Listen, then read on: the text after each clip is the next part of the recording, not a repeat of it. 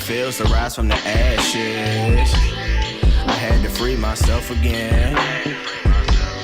This is how it feels to rise from the ashes. I had to be myself again. Yeah, cause I was out here lost, out here losing, cuts and bruises. I was into it all. I was out here lost, out here losing, cuts and bruises. I was into it all.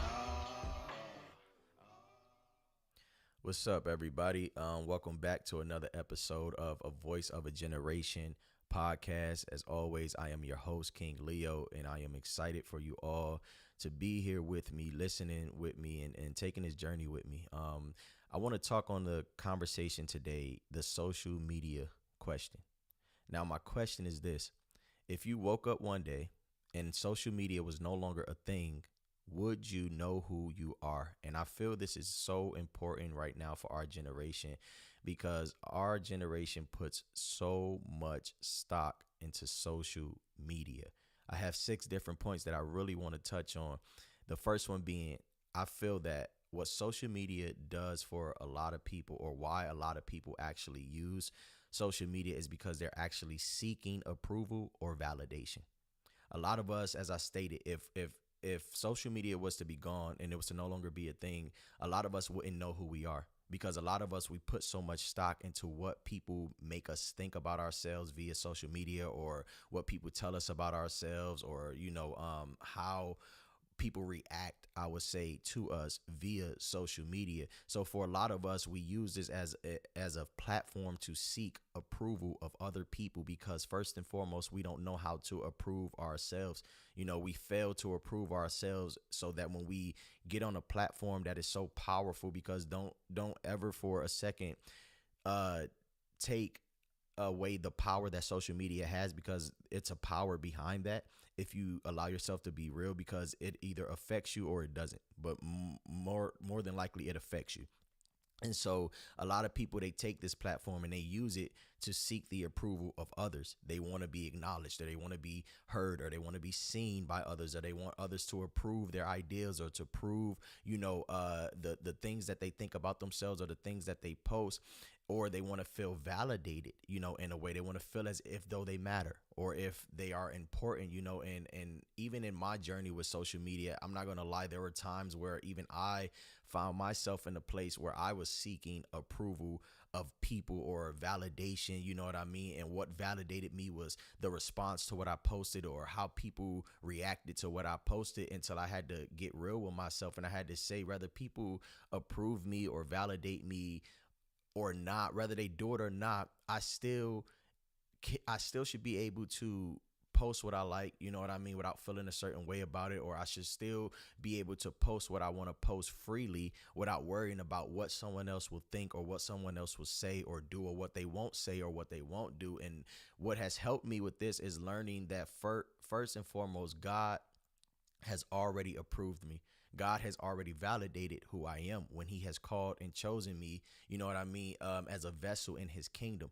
And so that helped me get away from caring so much about what other people thought about my way of using my platform that I feel that God has given me. So that's why now I'm so, free to do what it is that I do, without feeling ashamed, or without feeling worried, or without feeling that I'll be judged, or without feeling that someone may not like it, or someone may not support it. Because whether they like it or support it or not, at the end of the day, I feel that I still have to be who I am. And we all should look at it this way, is that we should still be who we are, whether we are supported or not.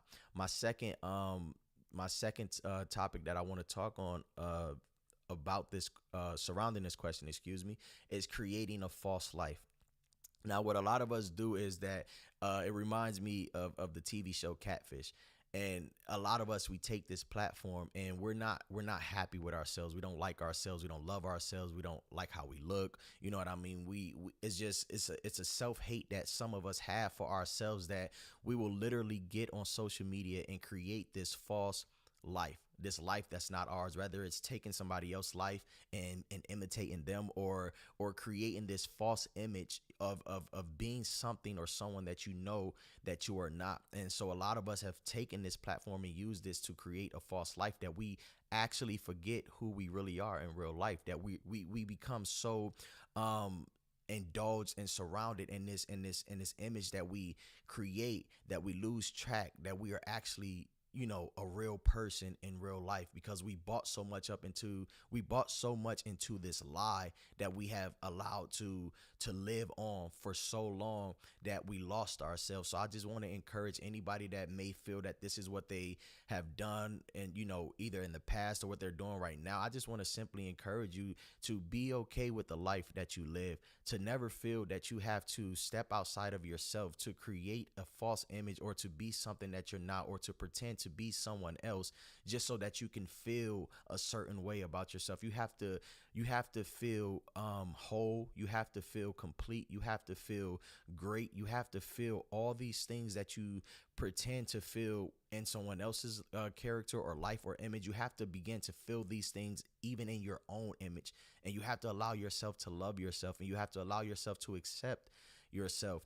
Which brings me to my next point, is buying too much into likes, views, or comments. This is what really moves a lot of us in this social media driven age, is that if you don't have enough likes, then you're not popular. Or if you don't have enough views on the videos you post, you're doing nothing, or it means nothing. Or if people are not commenting on your picture as you posted it, and saying you're pretty, or saying you're handsome, or saying something nice about the picture, a lot of us allow ourselves to get down. I remember, and I'll be so completely transparent and honest with this. I remember before, when I used to post like these images of like either Bible scriptures or like positive quotes or whatever like that, or the wisdom that God would give me.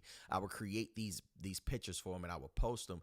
And I remember, like, if people didn't like it, or even like images of myself, like if I was to post a picture of myself or whatever like that, and I remember there would be a time where, like, if people didn't engage with the post, or if people didn't like it didn't get enough likes, like over 100 likes, or if it didn't get comments or whatever it is, I'll take it down, and then I'll post it again like 3 hours later, or I'll take it down, or I'll post it the next day, or I'll try to find a range to where I think people are going to be, mostly on the internet to see the image, or to see what it is that I posted, so that they can engage with it. But one thing that I love so much about God, that even in me doing this, he what he taught me was that it doesn't matter how many times you take an image down and put it back up to hope that it gets more, recognition than it did before. As long as you are okay with what you posted, as long as you like what you posted, as long as you feel good and great about what you posted, that's all that should matter at the end of the day. Because you may never get that goal, or you may never reach that point of 1,000 likes, or a million views, or 50,000 comments. You may never reach that, but you'll sit up here and you'll beat yourself up, or you'll drive yourself crazy trying to find, like I said, I would do the perfect timing to post something so that the engagement of the post can be greater, than what it was when you posted it before.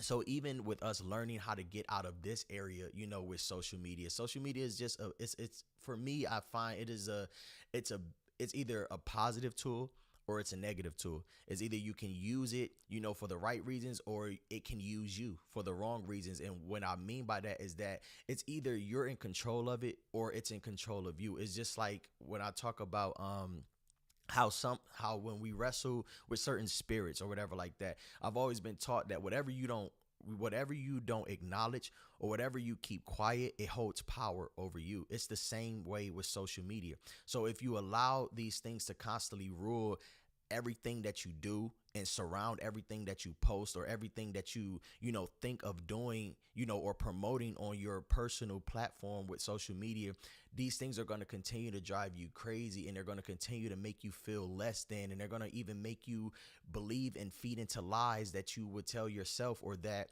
the feedback would tell you about what it is that you're doing. So a lot of us, we do things, we promote our businesses, or we promote our brands, or we promote music or podcasts, or whatever it is that we do, and and us not, getting the recognition that we would so desire back in a way. Because let's keep it real, a lot of us, we want people to catch on to what we're doing. We want people to hear us. We want people to see us. We want people to feel us. You know what I mean? And that's just the human nature of us. You know what I mean? But what you can't let it do is you can't let it discourage you and stop you from doing what it is that you are doing. Because there were countless of times in my early stages that I would just want to stop, with the motivation and stop doing these things until God said that you don't play for the applause of the crowd.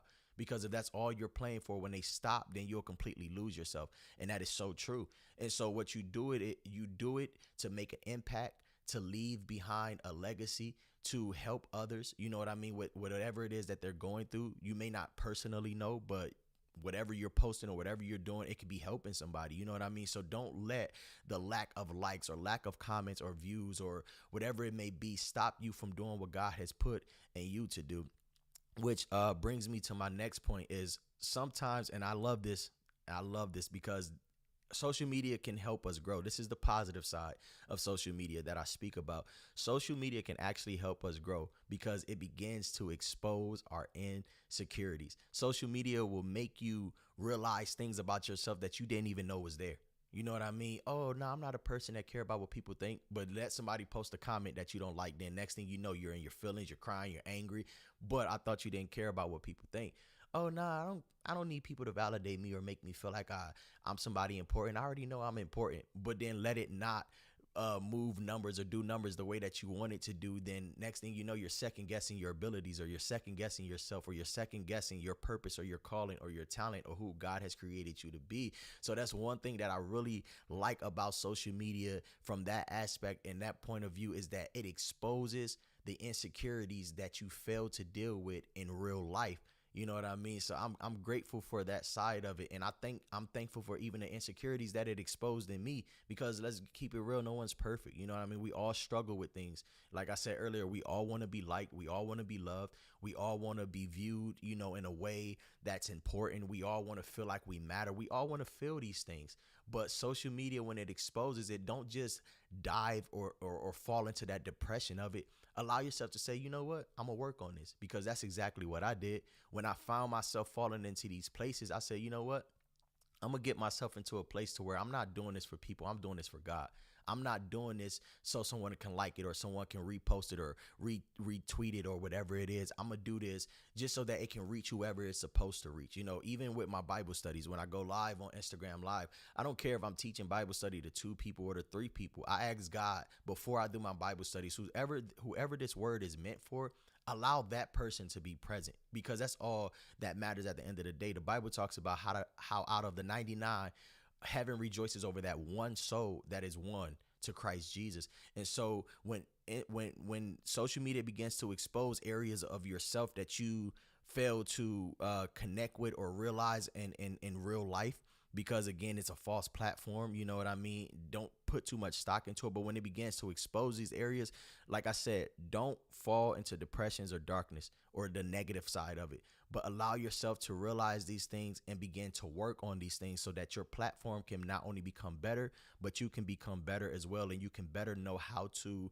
use your platform to be most effective, not only in your life, but in the lives that are looking on to what it is that God has called you to do and that you are putting out there. The next one is having a balance. A lot of us, we don't know how to have a balance of being on social media and not being on social media. Some of us, and it's so sad nowadays, because I remember back in the day, family time, that you didn't have cell phones, you know what I mean? You didn't have all of that stuff, you know what I mean? You had a computer, but when it was time for family time, hey, get off the computer, let's go, you know what I mean? So you had nothing really in your face distracting you, you know what I mean, during these important times of your life. And you were able to be aware, you were able to be present. But what social media has done, it has disconnected us physically from moments of life that we should be most aware in or present in, as I stated. And so what we have to learn to do is we have to learn to get back into that place of balance, of learning when to put it down, when to get our face out of it. And one thing I love about the iPhone is that it has a weekly report that I just started noticing actually of how much FaceTime you actually, not just FaceTime, but like time you spend with your face in the phone, it calculates that now. And it does it by the week, and it gives you a percentage of whether you went up or whether you went down. And one thing I love about that so much is that like it can help you keep that balance that I'm talking about, to where, you know what, if I had my face in the phone for an hour, let me do something productive for an hour or two.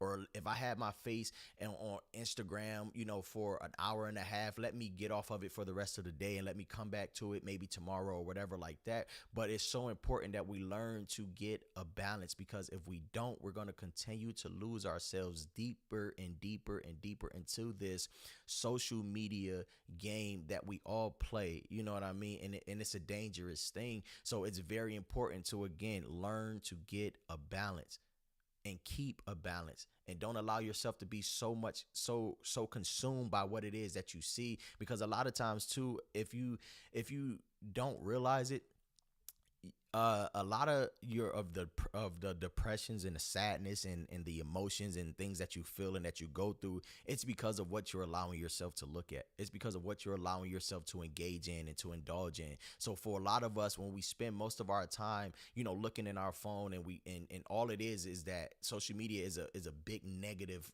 bubble. You know what I mean? Where this person died this, or this person did that, or this person shot this, or this person robbed this, or black on black, or white on black, or whatever it is.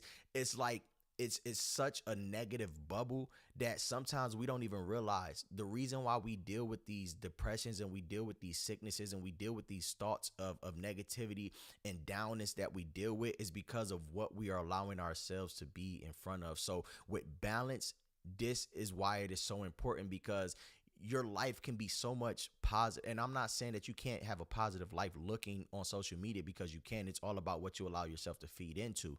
Even with that, you know what I mean? If you constantly see your timeline being flooded with nothing but negative, start finding some positive things to engage in on your timeline, or switch it up, but put a balance in between it, so that you don't always find yourself sad, or you don't always find yourself down or depressed or in a dark place, but you can actually have some joy about your life, or you can actually have some joy about and enjoying, the things that you actually enjoy. Because a lot of us, we enjoy social media, and it's not always bad. There are some good aspects to it. There are some good things about it. But at the end of the day too, we have to realize that negativity is what rules this world. So that is what gets pushed the most, with social media, if we allow ourselves to be true about it. So learning and finding that balance is very key, which brings me to my last point. One thing that I do a lot is I take social media breaks. So I began to learn to live without. And a lot of us, we don't know how to live without, because social media has become our life, literally.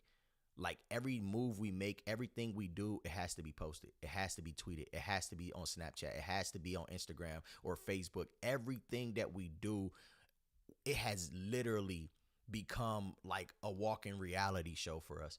And for some of us, we like going on there, looking at other people's lives and what it is that they're doing. But one thing that we have to learn to do is to learn to live without this thing. Because if you can learn to live without it, then that means you know how to be more present. That means you know how to actually enjoy the reality of things, and you actually are getting out and you're living your life, and you're not just sitting at home 10-12 hours a day and just being on social media, you know what I mean? But you're actually living without this thing. You're actually able to put your device down, or you're actually able to disconnect yourself from it. And this is why it is so important for me, as to what I do, is because yeah, I use my platform so positively, but at the same time, and this is not, to say anything bad about anybody, but sometimes, when you using your platform, in a positive aspect, you have people that reach out to you, and you have people that reach out to you with their problems and everything like that. And these are things for you to pray about. These are things for you to encourage people on. These are things for you to help people overcome, or to be better about, or to push them closer and closer to Christ Jesus. You know what I mean? Or into a better, place in their life. And so it's not a bad thing, but it's sometimes you just need, that break. Sometimes and I'm be real, I get overwhelmed with, a lot of social media. You know what I mean? I get overwhelmed with the request, or with the certain things, that present themselves to me, on social media. And sometimes for my spirit's sake and for my soul's sake, I have to disconnect myself. So I'll take a week off, or I'll take a month off, or I'll take however long I feel that I need to take off. And I want to encourage us all, to do that, so that we can begin to become more healthier human beings, mentally and spiritually, emotionally, you know what I mean? And so that we're not so wrapped up in this bug that is driven to distract us, because that is another thing that it is there for. It is sent there to distract you if you don't know how to manage it, if you don't know how to maintain it, if you don't know how to live without it. So I pray in all of that was said, around this conversation, because this is a conversation that can really, really go on. You know what I mean? There's a lot more aspects that I didn't touch on, or point of views that I didn't touch on, that I'm sure, that other people might want to touch on. And I encourage you to do that. But for me, this is something that I've realized in my walk and in my journey, and what has brought me down or what has brought me up, you know what I mean? And learning about myself, even with this tool, you know what I mean, of social media. So I hope something was said that will encourage you, you know what I mean, to find yourself again, to know your worth, your value, to love yourself, to not put so much stock into something that never even created you in the first place, but something that you created. You know what I mean? Because it doesn't say tap into the profile that was created for you. It says create a profile. And so you create in something, but make sure when you're creating it, whatever it is, that it's adding to your life and that it's not taken away from your life. But again, the question is, if you woke up one day and social media was no longer a thing, would you know who you are? And even to go further, would you know how to live your life without it? But God bless y'all. I thank y'all for tuning in. This is a Voice of a Generation podcast. I'm King Leo, and I'm out.